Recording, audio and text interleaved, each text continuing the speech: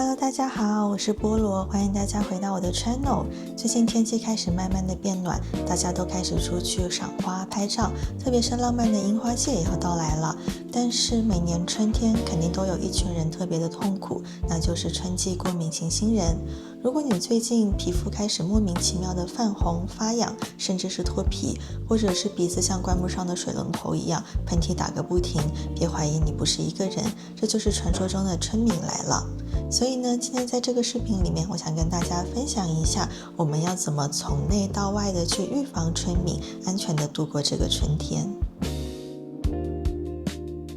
首先就是最简单的物理防御。我知道现在大家可能很多人都开始摘口罩了，只是对于过敏新人来说，口罩依旧是一个救命神器。比如说像花粉、粉尘这一些微小颗粒的东西，我们肉眼是看不见的，但是空气里面会飘得到处都是，所以戴上口罩其实可以帮助大家防御一大部分的过敏源。不过要注意的是，我们选口罩的时候一定要选那些材质柔软的，不然本来就泛红的脸被粗糙的口罩一抹，可能就更难受了。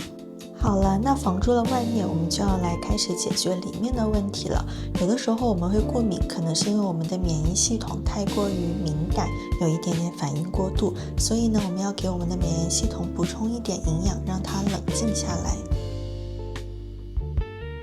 第一个呢，就是大家最熟悉的维生素 C 了。维生素 C 简直就是抗炎的消防员，它可以通过抗氧化的作用，减轻我们身体的炎症反应。当我们皮肤开始发痒、泛红的时候，其实是因为我们的身体里面正在进行一场炎症大战。那维生素 C 呢，就相当于是一个劝架的维生素，让战况不要那么的激烈。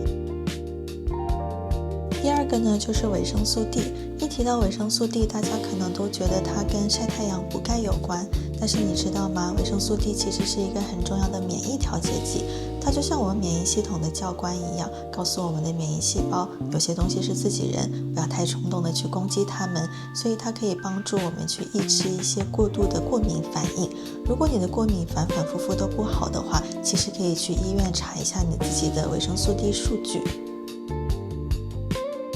第三个就是维生素 A 了。维生素 A 大家可能更陌生一点，平时觉得它只跟眼睛和夜盲症有关，因为这个我们中学的时候都背诵过。但其实维生素 A 是我们黏膜的一个守护神，像我们的鼻腔、呼吸道都有一层黏膜。当我们的黏膜干燥的时候，花粉、过敏源甚至是病毒就会比平常更容易的去入侵我们身体的第一道防线，所以补充维生素 A 就可以去湿润黏膜，把黏膜这堵墙呢砌得更实、更牢固，让花粉、过敏源甚至是病毒没有那么容易的去入侵。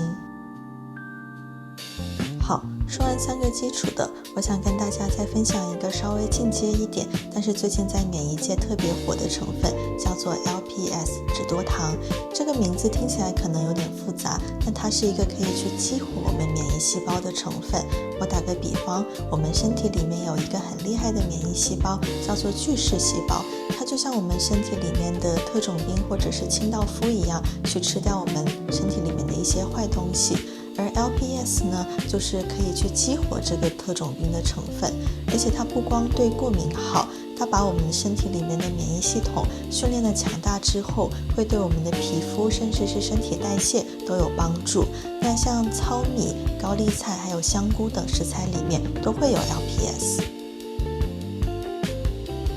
然后还有个比较生活化的小建议，就是平常我们可以多吃一些黏黏的食物，像秋葵、山药、纳豆这些食材里面呢有一个好东西叫做黏蛋白。还记得我刚刚说的黏膜吗？那黏蛋白呢，就是构成黏膜的一个重要材料。我们的鼻腔、肠胃都有黏膜，那黏膜强大了，屏障就强大了，过敏源这些就不会那么容易的去进来。当然呢，食疗是要坚持的，不是说你今天过敏了，去吃个秋葵、山药就能好了。但是平常我们多去补充这些食物，总是一个润物细无声的保护。